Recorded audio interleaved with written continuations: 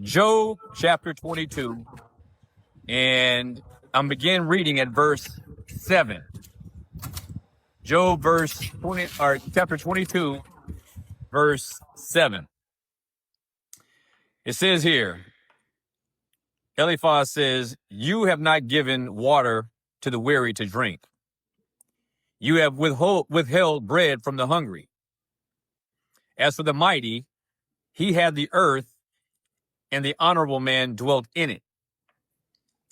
You have sent widows away empty, and the arms of the fatherless, have been broken."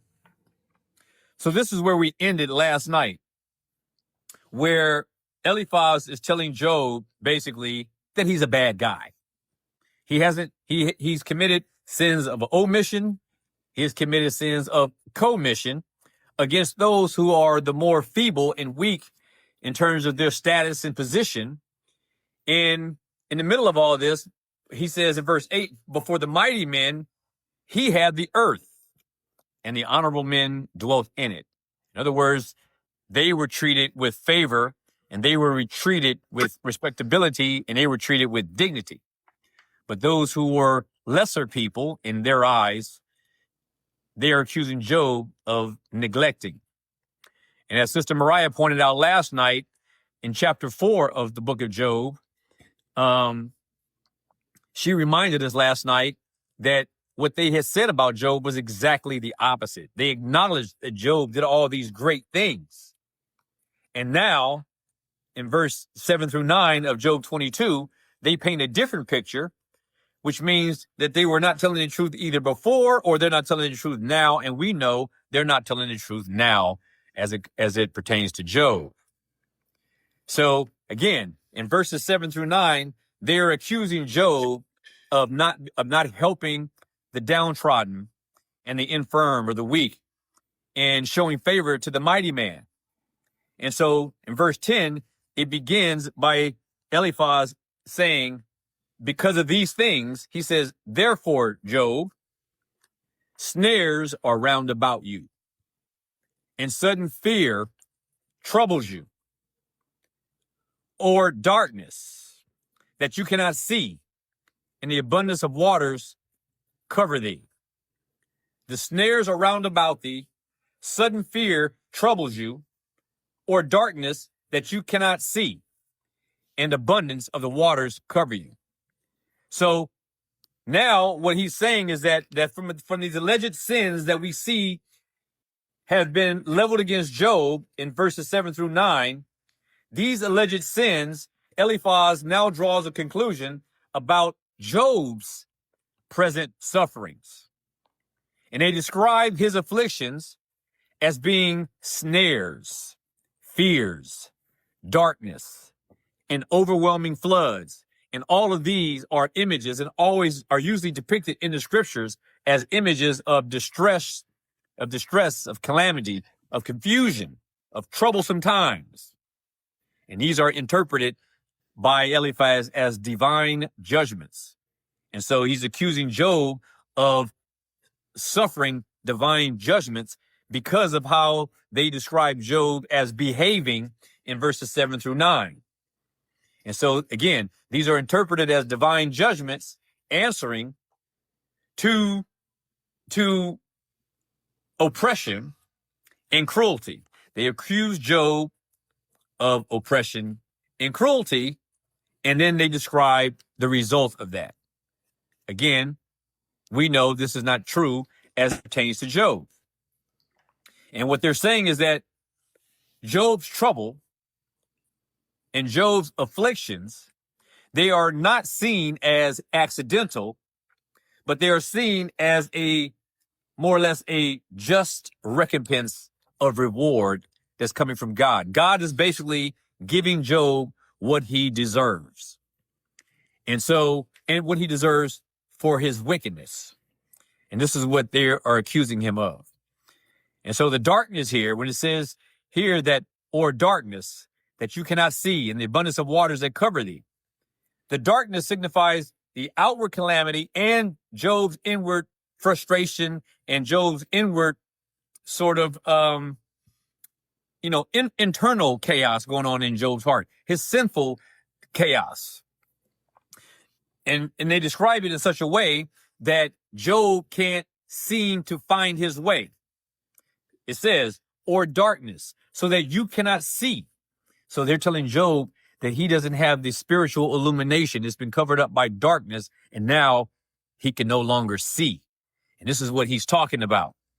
And so this Job's suffering, according to Eliphaz, is framed as the natural outcropping or the natural fruit of his unrighteous, undignified, sinful ways.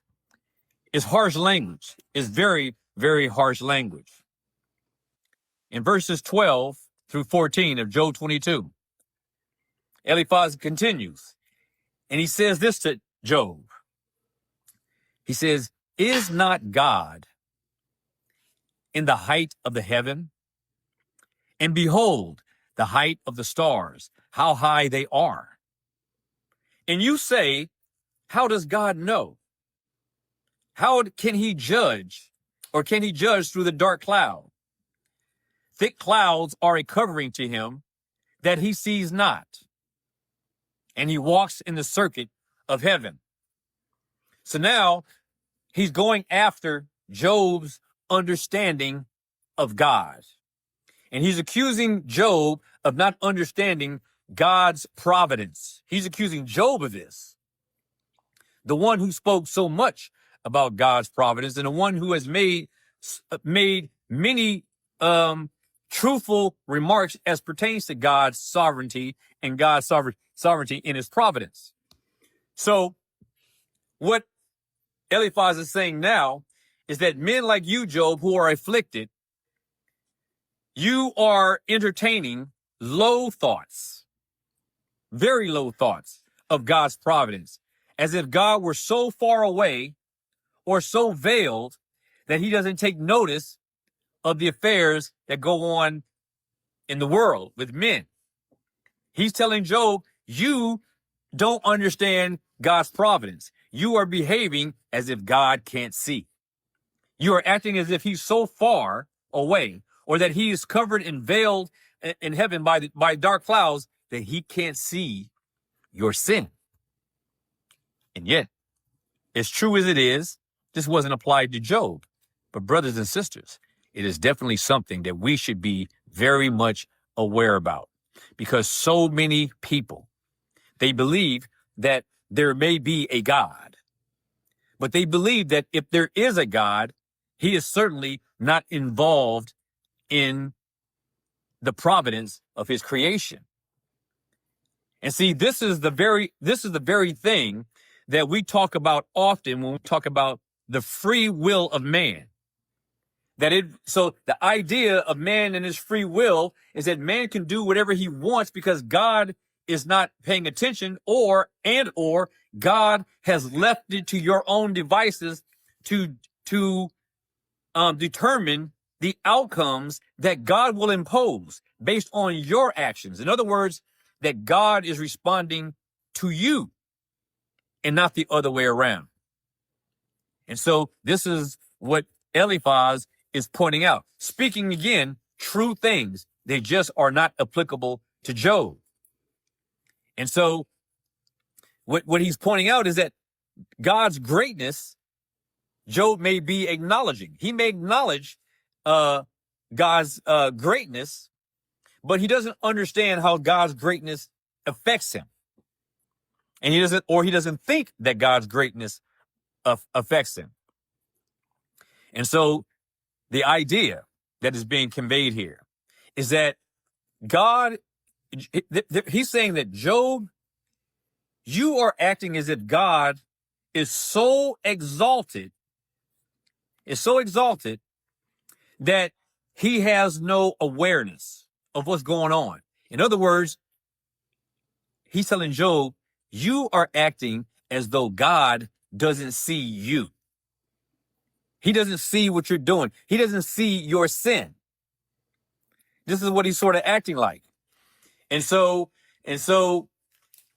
he's acting like he's getting away with something, or he's not recognizing the involvement that God has in his creatures. Lisa, go ahead. My question is this. You're saying that Eliphaz in this, is saying that Job is acting like God is unaware of what he's doing. Yet in all, the passages before, these guys are all telling Job that he is, this is his punishment for his sin. Right. And it just seems like they keep contradicting themselves back and forth. In one, I don't know whether it's, I mean, do you think at this point they're just grasping to get some sort of reaction from Job, because they are literally in one breath saying, well, you're being punished for this, Job, and you're, just, and then, and then we're hearing him say this in these passages. It's just sort of confusing. Like, what is the thing here? Is he just like, are they just trying to get a reaction from him at this point? They're trying to get a reaction from Job that is consistent with their version of what's going on with him. They want him to embrace their assessment of him.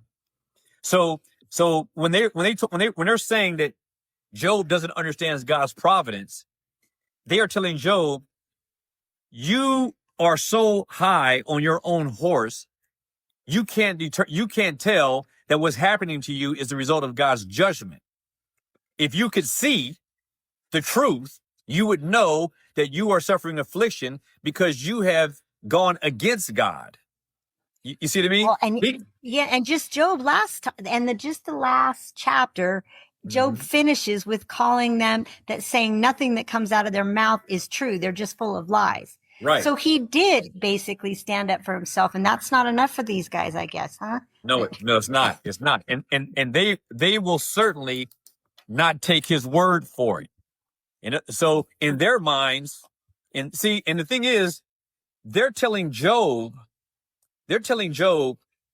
if you knew who God was and you really understood his sovereignty, like you say you do, and if you really understood his providence, you would understand that what we're saying about you, Job, is true, which is that your afflictions are the evidence of your inward sin and whatever sin you're hiding. This is what they're saying. So they're telling him, you don't understand God, because if you did understand God, you would believe what we're telling you. Isn't this like what we deal with so much with people who oppose the truth? Oh man, yeah. Yeah. This is what happens. People are always telling you that if you don't believe things or understand things in the Bible the way they do, then you don't understand God. It never occurs to them that maybe they don't understand God. Never occurs to them. Thank you. Wow. And here's the thing. This is another reason why I'm always so adamant about our individual study in the Word of God. See, we need to be, I would argue this. Sometimes Christians, we can spend so much time in public displays of Christian involvement. But what we don't realize is how important the private Christian is. And I'm going to tell you something. Your private Christian experience, your private relationship with God, and I mean not prayer, study, meditation, all these things. Believe me when I tell you this, these things have more value. The private worship has more value in your Christian walk than all of that public stuff that we do. Now, don't get me wrong. I'm not suggesting you shouldn't be involved in the public affairs of Christianity. I'm not suggesting that. But what I'm saying is that there needs to at least be a balance, because the private Christian, the one who is genuinely walking with Lord in that private way, this is where the real Christianity of you, your personal Christianity, this is where it really resides, in those private areas. How do you spend your day when you're not involved in these lives and making these posts and whatever? And this goes for me too. It goes for all of us. What I'm trying to stress is that private aspect. And see, these guys aren't giving they're not giving Job any credit for anything, because if they were concerned about Job's soul, they would be focusing on Job. What is your private worship life like? What has that been like? How can we help you get on track with that? Forget these outward things. We want to make sure that everything is okay with your soul. And that's where we want to start. And if you are feeling downcast, what can we do to uplift you so that you can withstand these external pressures that you're going through? But make no mistake about it. The private Christian, that determines what your real Christianity is really about. When you're outside in public, your private Christianity determines what your public Christianity will be like. Who had a hand up? Brother Pat, go ahead. And then Meg. I'm sorry, I missed you, Meg. But Pat, go ahead and get Meg. Yeah, they're not even being basic friends. Like, I mean, even unbelievers, when they see their friend is on, is getting kicked on the ground, what do? You go over to their house. Hey, man, how do we fix this? What can I do to help? Right? Yep. And they're not even on that level. I kind of feel, I hate to be too hard on these guys, but man, he could have, they're sure not, let me just say this. They're not being good friends right now. Let's put it that way. Right. See, what they're suggesting is that Job thinks that his sins are hidden from God.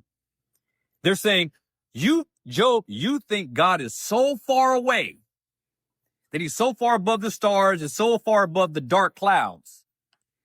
And when he says so far above the dark clouds, the idea is that he's so far away from the dark clouds that he can't even see through the dark clouds to see to you, Job.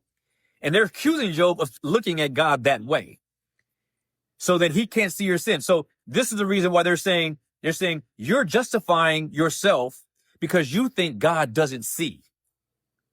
So now they're trying to tell him something about his private worship. They're trying to tell him how he understands God. They never even asked him how he understands God. They're making an assumption on his faithfulness or the lack thereof based on his affliction. It doesn't even make sense. But this is what they do. But it is very much a carnal perspective, a worldly perspective, to see why this is happening. And so this is what he has to deal with. Sister May, go ahead. I was just saying, I was going to add to what Lisa said in the fact of just Eliphaz's speeches, right? So remember in the beginning, when all of his friends gathered together, they were first silent. So they never said anything. Then when they get to the first set of speeches and all of them are speaking, it's now, okay, I'm going to give you general speech, right? I'm going to tell you what's going on. Some of them, like Bildad, all of them, my personal experiences. This is the general information. Now I'm going to go deeper. I'm going to get sharper. I'm going to confront you a little bit more. I'm going to go into, the retributive theology on a different level. So I'm going to assume you're guilty. At first, I was just telling you some things. Now I'm going to assume you're guilty. Then I'm going to build my case, and now I'm going to judge you. So the way that this is progressing through the entire thing, it's like Job is now in judgment by his friends. And he is absolutely, in their eyes, 100% guilty. He is wicked and he is a sinner. But see, it didn't start that way, right? Because I felt like even in the silence, it's like it started at complete silence. But as we're looking at it, it's slowly building up to where now he's just plain wicked. You see? Yeah, absolutely. It's crazy. Absolutely, it is, and that's exactly what's happening. That's a good assessment. I mean, that's truly what happened. The intensity of because they start off kind of light, but even then it was sort of like crushing. But you're right. It continues to build on this crescendo until they get to the part where they're right now going like, so let's get to brass taxes. You don't give water to the thirsty. You don't give food to the hungry. You treat the widows bad, and you break the arms of the fatherless. I mean, and then you help and benefit and bless and bring favor to the wealthy and the powerful like yourself. you exploit everyone else, and to enrich yourselves and other people like you. And so, and it's going to get even worse. I mean, it really does. And so this idea that he's talking about right now, he's going like, listen, he's addressing a perspective. Eliphaz is addressing a perspective against Job that is what the world has in general, which is that they believe that God is so far removed. And Pat, you may remember the theological term. I can't remember what it is. Or any of you may remember. I just can't remember what it is. But what it is, it's a term where it says, where it's an old school term, and I'm just drawing a blank. But what it means is that God sets the world in motion and then takes his hands off and steps back. And I can't remember the theological term for it. But the whole idea is that God is not involved in his creation. He doesn't get in the way. He doesn't involve himself. He waits to see what you're going to do and then responds with an outcome to that. And that cannot possibly be true. God is a very sovereign God, and God is involved in his creation. And that's where his sovereignty resides, in his involvement over his creation. His providence is how he governs. He's not hands off. He's not hands off. He doesn't tell you to pull up your bootstraps. He tells you that I'm coming to save you, or if you're not one of those who are among the saved and the elected of God, he's like, I'm coming to handle my business with you as well. Is it deism? Deism. It's like, I think it's deism, where it's kind of like, I think it is deism, where God just steps out Creates of the universe, sets the laws in motion, and he doesn't intervene in human efforts anymore. It's deism. That's what it is. It's deism. Got me searching. No, good. I'm glad you did, because I couldn't think of the word. I'm drawing a total blank, but that's what it is. Deism that's what that is. That's like God sets it in motion and then steps back and then lets things go as they however they turn out. Brother Pat says it again, an impersonal God, a God who's not involved. But that term is deism. So, everybody try to remember that word, because it's a good one, because somebody might throw that out at you and talk about it like they're telling you something deep and heavy. But that's all it means, that God, after he left the earth on its own to let things roll out the way that man's will determines. Can I read a couple points about deism so we can learn about it? Sure. Do it. Okay. That's a good idea. So the key points in deism is, it says God is like a watchmaker. He builds the watch, winds it up, and then lets it run on its own. It rejects ongoing providence, miracles, or special revelation. Morality and order exist, but are discerned through reason, not scripture. Wow. That's interesting. Excellent. Yeah. And that's what that is deism. That's exactly what it is. And so in Christianity, Christians must be against that and must reject it at every turn. Must flatly reject deism at every turn. And here's the thing. You may hear it, and the person you may hear it from may not use the term, but they will express the belief that that term defines. So hopefully now, when you hear people address these things, but not using the term, now you know what it is. And you can tell somebody that what you're describing is deism. And this is what happens with so many people who are saying, where is the evidence of his return? Where is God doing this? God, in other words, God is not involved. He's not involved. He puts you here to be good. So be good, and then good will happen to you, or whatever. God's not involved. It's up to you. And so this is a predominant view that so many people who are Christian have about God. And it's sad. It's sad. But this is the ultimate rejection of God's sovereignty. Deism is the exact opposite of sovereignty. So when you hear people talking about, well, my salvation is based on my decision, this is in effect deism. It's up to me. God has stepped away. You hear people say that Christ, when he died on the cross, or when he lived on earth, he was just here to be an example for us to follow. It wasn't just that. No, Christ came here to die, to save from sin. He didn't come here to set things in motion so that men might develop an appetite so that they might want to be like him. And so we need to understand that distinction.